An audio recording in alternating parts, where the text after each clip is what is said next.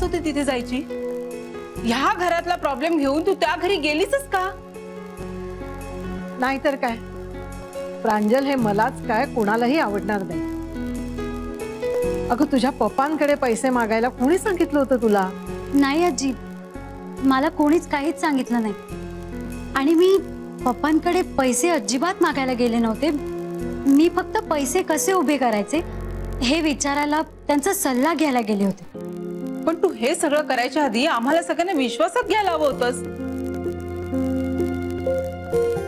तसं नाहीये कालिंदी, तिने जाण्याआधी माझी परवानगी घेतली होती. माधवा, हो, मला याच्यात काही चूक वाटत नाहीये. फक्त सल्ला मागायला गेली होती ना ती. नाही, मलाही काही प्रॉब्लेम वाटत नाही. प्रांजल, काय म्हणाले तुझे पप्पा? त्यांनी काहीतरी करेक्ट मार्ग सांगितला असेल. अत्यंत समजूतदार माणूस आहे. ते समजूतदार आहेतच, पण नाही, मी फक्त पप्पांशी बोलायला गेले होते आणि तिथे मम्मा नव्हती. ती तेव्हा इकडे आली होती. अच्छा, म्हणजे आम्हाला न सांगता तेव्हा तू तिथे गेली होतीस. आणि आम्ही उगीच तुझ्या मम्माच्या समोर तोंड घशी पडलो ना. म्हणजे आम्हाला तिला काही सांगता येईल ना तू कुठे गेलीस ते. अरे तुम्ही विषय का भरकट होताय? तुम्हाला कुणालाच मनवाची ऍडमिशनची काहीच पडलेली नाही का? नाही नाही, तसं असेल ना तर मला सांगा स्पष्टपणे. मी एकटा बघीन काय करायचं ते. दादा जरा शांत हो. अरे काय शांत हो? विषय काय चालला? ह्या दोघी काय बोलतायत? आम्हाला फक्त एवढंच म्हणायचंय की हिने तिथे जाऊन खूप मोठा घोळ घातलाय. हो, आणि हिच्या पप्पांना कळलं म्हणजे हिच्या मम्माला कळणारच. आणि मग काय होईल कुणास ठाऊक. बघितलंस, तेच चालू आहे अजून. आता तिचे वडील काय म्हणाले हे तुम्ही दोघी ऐकून घेणार आहात का जरा? अरे एवढा मोठा बिझनेसमन आहे तो, आपल्यापेक्षा जरा जास्त व्यवहार ज्ञान त्यांना आहे हे मान्य आहे ना तुम्हाला?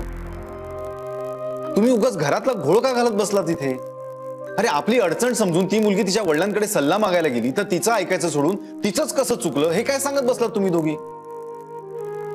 भाऊजी, ह्या आधी आपण कधी आपल्या घरातल्या अडचणी बाहेर जाऊ दिल्या नाहीयेत. बरोबर आहे वहिनी, पण ह्या आधी एवढी मोठी अडचण आलीही नव्हती ना. आणि काय हो, सकाळी दादा त्याच्या सगळ्या मित्रांकडे पैसे मागायला गेला तेव्हा तुम्हाला नाही वाटलं की घरातल्या गोष्टी बाहेर जात आहेत म्हणून?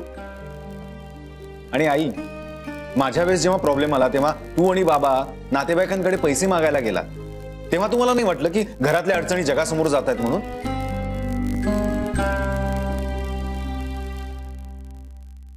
प्रांजल, तू बोल ग. तुझ्या वडिलांनी दिलेला सल्ला जर मला पटला तर मी तुझ्या पाठीशी आहे. बोल बोल, बिंदास बोल. बोल. फक्त माझं तुला एवढंच म्हणणे की हे सगळं तुझ्या आईपर्यंत जाऊ देऊ नकोस बाई. नाही, मी मम्माला ह्यातलं काहीच सांगितलं नाही आणि काही सांगणारही नाही. आम्हाला खात्री आहे तेवढी. सांग तू. तर मी पप्पांना भेटायला गेले होते.